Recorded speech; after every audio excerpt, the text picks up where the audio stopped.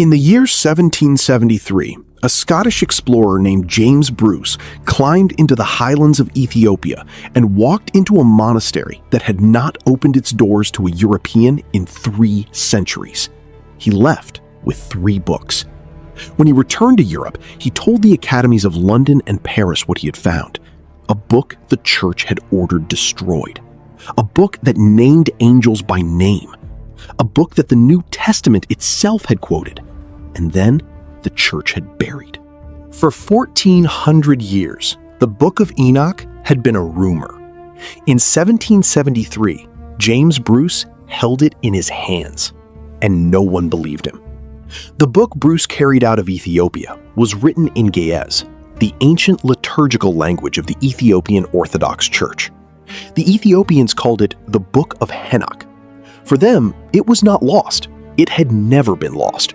Ethiopia had preserved it for over 1,000 years, copying it by hand, generation after generation, in mountain monasteries that the rest of the world had forgotten existed. But for everyone else, for Rome, for Constantinople, for the libraries of Europe, the book had been gone since the 4th century. The church fathers had condemned it. Augustine called it dangerous. Jerome dismissed it as apocryphal.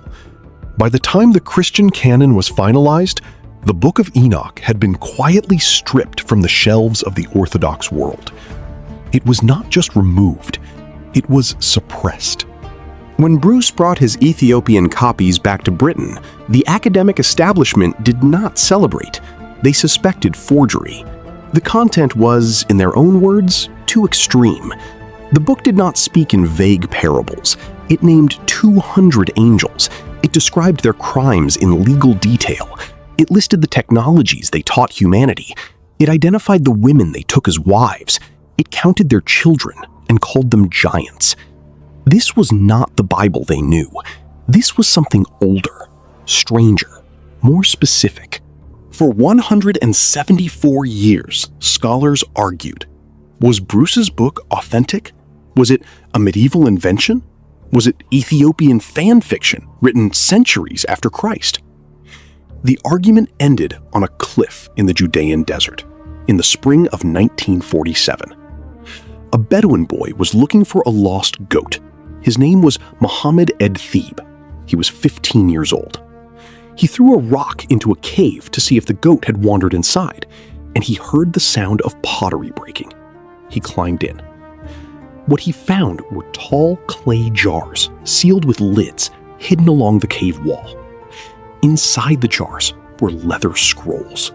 The boy had stumbled into the greatest archaeological discovery of the 20th century. Over the next decade, 11 caves around the ancient settlement of Qumran would yield more than 900 scrolls. Some were biblical books, copies of Isaiah and Genesis 1,000 years older than any version then known. Some were sectarian writings of a Jewish community that had lived and died at Qumran 2,000 years ago. And some, fragmentary, fire-damaged, scattered across multiple caves, were copies of the Book of Enoch, in Aramaic, in Hebrew, carbon dated to the 2nd century before Christ. The fragments at Qumran were older than the New Testament, older than the Roman Empire, older than the birth of Christianity itself. Bruce had been right. The book was not a forgery. It was not an Ethiopian invention. It was an ancient Jewish text, a text that had been read, copied, and treasured by the same community that produced the Hebrew Bible, a text that had been quoted by name in the Epistle of Jude, a book that did make it into the New Testament. And Enoch also, the 7th from Adam, prophesied of these, saying, "Behold, the Lord cometh with 10,000s of his saints." The Apostle Jude, the brother of Jesus, according to early Christian tradition, quoted the Book of Enoch as scripture, and then the church buried it. The question is not whether the Book of Enoch is ancient. The Dead Sea Scrolls answered that. The question is not whether it was respected by the early Christians. Jude answered that. The question is what was inside it that made the church decide 1,400 years ago that you were never supposed to read it. What the Bedouin boy pulled out of that cave in 1947 was not just a book.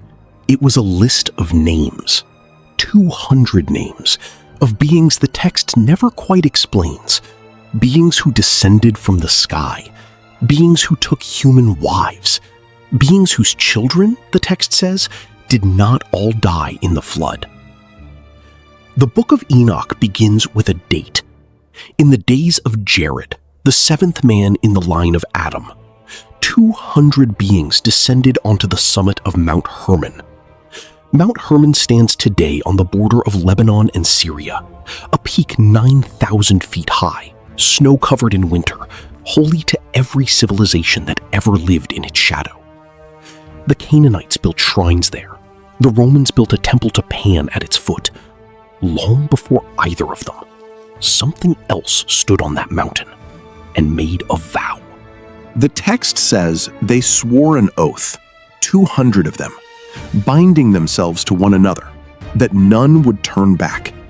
Whatever they were about to do, they would do together. Their leader was named Semyaza. Beneath him were 19 chiefs, each commanding 10 subordinates. Their names are listed in chapter 6 of the Book of Enoch, and the list is precise. Arachiel, Kokobiel, Tomiel, Ramiel, Daniel, Ezekiel, Barachiel, Asael, Armoros, Batariel, Ananel, Zachiel, Samsapiel, Satarel, Turel, Yomiel, Sariel. The text does not say what these beings were. It says what they did. They came down. They took human wives, and they began to teach. This is the moment that turned the ancient world. Not the act of descent, the act of teaching. Azazel taught humanity to make swords, to forge knives, to beat bronze and iron into shields. He taught the working of metals, the polishing of stones, the use of antimony, the painting of the eyelids. He taught the manufacture of cosmetics, the alteration of the human face. The text is specific. It does not say he taught magic.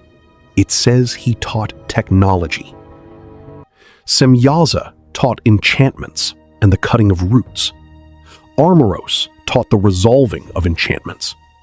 Barachiel taught astrology, the reading of stars to predict events. Kokobiel taught the constellations. Ezekiel taught the knowledge of the clouds. Arachiel taught the signs of the earth.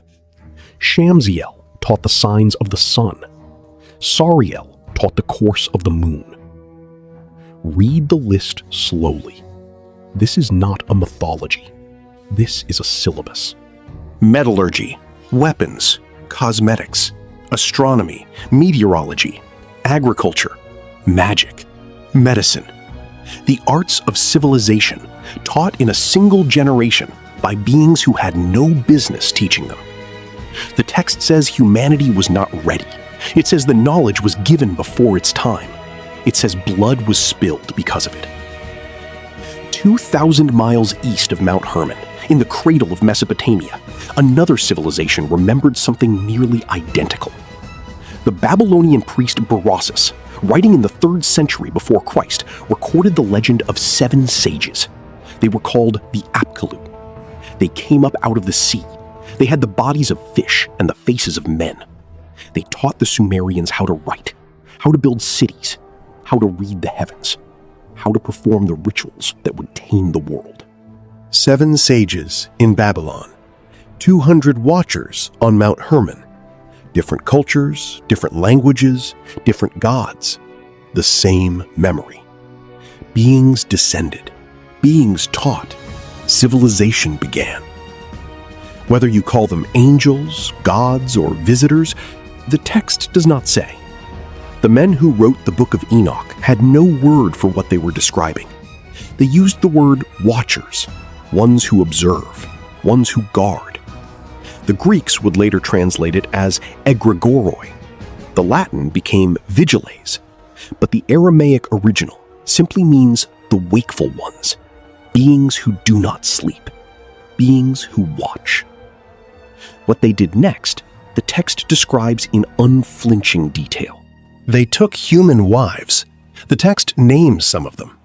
The women bore children, and the children were not human. The first generation, the Book of Enoch says, were giants, 3,000 cubits tall. Whether this is symbolic or literal, the text does not tell us. Some scholars argue it is hyperbole. Others point to the consistency of the giant tradition across nearly every ancient culture, from the Greek Titans to the Norse Jotnar to the Mesopotamian Anzu, and ask why so many civilizations remembered the same thing. What the text does say, plainly, is that the giants ate. They consumed the produce of the earth. When that was not enough, they consumed the animals. When that was not enough, they consumed each other. And when that was not enough, they began to consume men. This was the world before the flood, a world ruled by hybrids, a world where the children of the Watchers walked among ordinary humans, and ordinary humans were food. The first generation of giants, the text says, were 3,000 cubits tall. The second generation was smaller. The third generation, smaller still. By the fourth generation, the children of the Watchers were small enough to walk among men without being noticed. Remember that detail. It will matter again. The world was breaking. The text says the earth itself cried out. The blood of the slain rose to heaven, and 4 archangels, Michael, Gabriel, Raphael, and Uriel, looked down from the throne of God and saw what had been done. They saw the Watchers' wives. They saw the giants. They saw the secrets that had been taught. They saw the metallurgy that had become weapons of war. They saw the cosmetics that had become the seduction of the altar. They saw the astrology that had become the worship of stars, and they brought the matter before the Most High. The decision was made. The Watchers would be punished. The giants would be destroyed, and the earth itself would be cleansed. This is where the Book of Enoch tells a different story than the Book of Genesis. Genesis says the flood came because of the wickedness of men. Enoch says the flood came for a different reason. Before the flood, in the same generation that the giants were tearing the earth apart, a man named Lamech became a father. Lamech was the son of Methuselah, the son of Enoch himself. He was, in other words, in the direct line that would lead to Noah, and the child his wife bore him was a son. But the child was not normal. The Book of Enoch describes the birth in chapter 106. The infant's flesh was white as snow. His hair was white as wool, long and curling. His eyes, the text says, were like the rays of the sun. When he opened his eyes, the room filled with light. He opened his mouth, and he praised the Lord of righteousness. He was a newborn, and he was already speaking.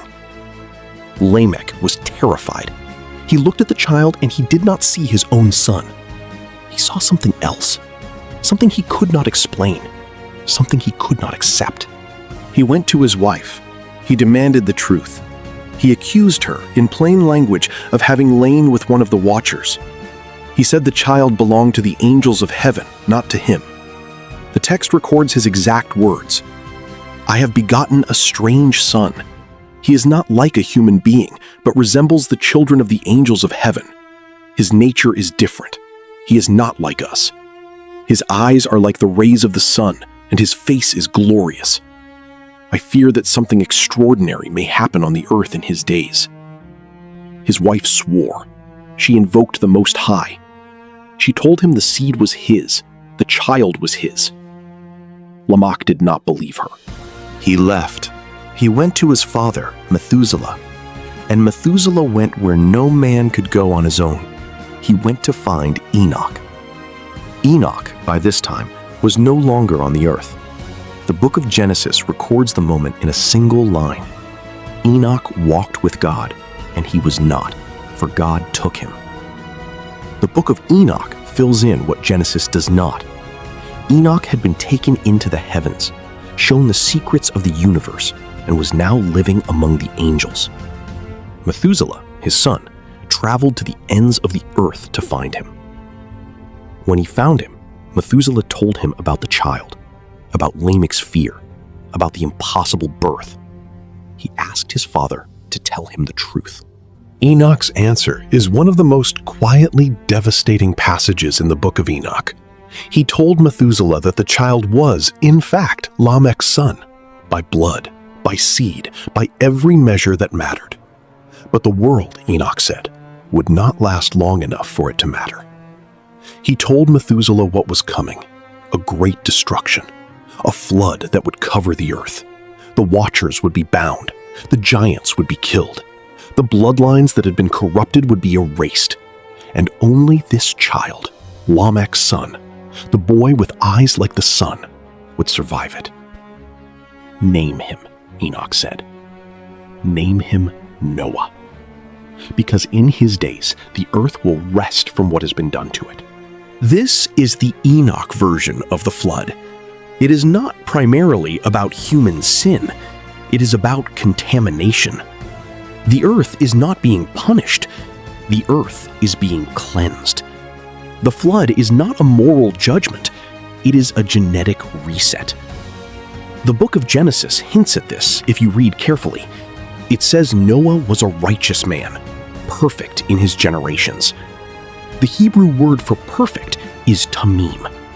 In the language of the priests, tamim was the word used for sacrificial animals. It did not mean morally pure. It meant unblemished, without defect, of unmixed lineage. Noah was chosen, the text suggests, not because he was good, but because he was clean. His blood had not been touched. The same idea appears in the Epistle of Jude, the same epistle that quotes Enoch by name. Jude writes that the angels who left their first estate were reserved in everlasting chains under darkness, awaiting the judgment of the great day. 2 Peter says the same. God did not spare the angels who sinned, but cast them down to Tartarus and committed them to chains of darkness to be reserved unto judgment. These are not metaphors. The New Testament authors are quoting the Book of Enoch directly. They are speaking of specific beings in specific chains in a specific underground prison. The text says it is in a place called Dudael. Some traditions place it beneath the desert. Some place it beneath the sea. The text says only that it is dark and deep, and that the leaders of the Watchers will remain there until the end of all things. But there is one Watcher whose punishment was different. His name was Azazel, the same Azazel who had taught humanity to make swords. The text says he was bound separately. The angel Raphael was sent to take him. Bind Azazel hand and foot, the order said, and cast him into the darkness. Make an opening in the desert which is in Dudael, and cast him therein. Place upon him rough and jagged rocks, and cover him with darkness, and let him abide there forever, and cover his face that he may not see light. This punishment matters, because Azazel did not stay buried in the text. Open the book of Leviticus, chapter 16, the Day of Atonement, the most sacred ritual in the Hebrew calendar. The high priest takes 2 goats. He casts lots. One goat is sacrificed to the Lord. The other goat is sent into the wilderness, carrying the sins of Israel away from the people, into the desert, to a place the text names. That place is Azazel. The Hebrew is unambiguous. The goat is sent to Azazel in the desert, alone, to die. Mainstream biblical scholarship now widely accepts that this is the same Azazel as in the Book of Enoch, the Watcher who taught weapons, the Watcher bound under jagged rocks, the Watcher in the desert. Every year, on the holiest day of the Jewish calendar, the priests of Israel sent a goat into the desert to a being whose story the church would later try to erase. The ritual continued in some form for over 1,000 years. The Watchers were not myth. They were ritual. They were embedded in the religion itself. The flood came. The text says the giants were destroyed. The Watchers were bound. The earth was cleansed. And then the book of Genesis says something that almost no one notices. There were giants in the earth in those days, and also after that, when the sons of God came in unto the daughters of men, and they bare children to them. The same became mighty men, which were of old, men of renown. Read it again. There were giants in the earth in those days, and also after that. After what? After the flood. The Bible does not say the bloodline ended. The Bible says the giants returned. 40 years after the Exodus, when Moses sent 12 spies into the land of Canaan, the spies came back terrified. They reported what they had seen. The land flows with milk and honey, but the people are strong, and the cities are walled and very great. And there we saw the sons of Enoch, the giants. We were in our own sight as grasshoppers, and so we were in their sight. The sons of Enoch, the Anakim. The text says they were descendants of the Nephilim, the same word the book of Genesis uses for the children of the Watchers. The Anakim ruled the hill country of Canaan.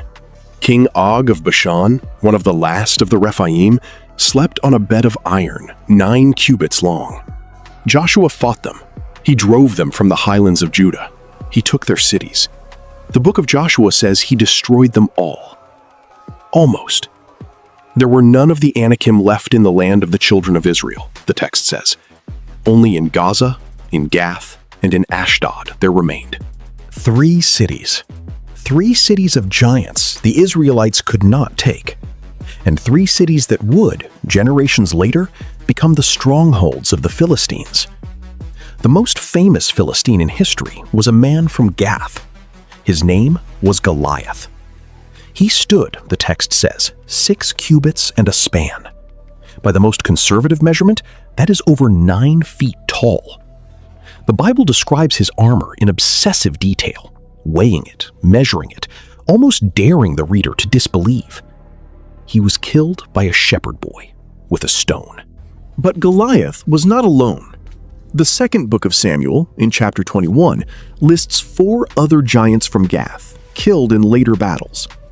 Ishbi-Benob, who had a new sword, Saph, Lami, the brother of Goliath, whose spear shaft was like a weaver's beam, and one more, a man with 6 fingers on each hand and 6 toes on each foot, 24 in number, who was also born to the giant of Gath. These men were killed by the servants of David. The text counts them, 4 giants, 4 sons of the giant of Gath. The Bible does not say there were no more. It says these 4 were killed. The bloodline did not end with the flood. It did not end with Joshua. It did not end with David. It simply went underground. Genesis describes the children of the Watchers as Gibborim, mighty men, men of renown. The Hebrew phrase is Anshe Hashem, literally men of the name, men who are known, men whose names are remembered. The ancient world was filled with them. In Sumer, the king Gilgamesh was said to be 2/3 God, 1/3 man. The text of his own epic describes him as a giant, 11 cubits tall, towering over ordinary mortals. His mother was the goddess Ninsun. His father was a mortal king. He was, in the language of Genesis, a son of God born of a daughter of man. In Egypt, the pharaohs were not human. They were the living incarnations of Horus, son of the god Osiris. Their bloodline was sacred.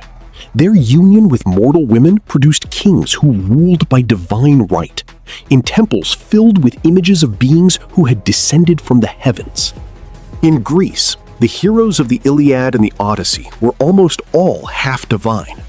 Achilles, son of the goddess Thetis, Heracles, son of Zeus, Perseus, son of Zeus, Aeneas, son of Aphrodite. The greatest warriors of the ancient world were, in the language of the myths that produced them, the children of gods who took mortal wives.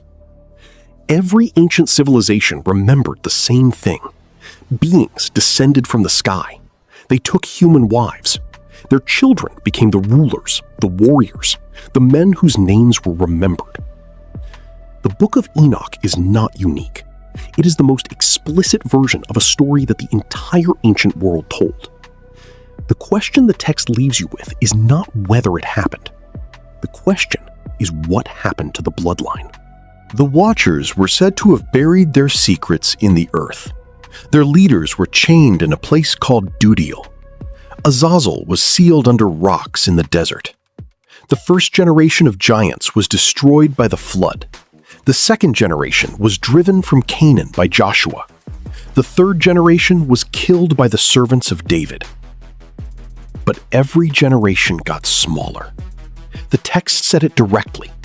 3,000 cubits, then less, then less, then small enough to walk among men without being noticed. The Book of Enoch was buried for 1,400 years. The church called it dangerous. The Council of Laodicea in the 4th century declared it apocryphal. It was stripped from the canon. It was, in the words of one church historian, a book that should never have been written. In Ethiopia, it was preserved. In the caves of Qumran, it was hidden. In 1773, it was rediscovered. In 1947, it was authenticated. And the text it contains describes a moment in the days of Jared when 200 beings descended onto a mountain, took human wives, and produced children whose bloodline did not die in the flood, whose names became the names of kings, whose memory became the memory of every civilization that has ever existed.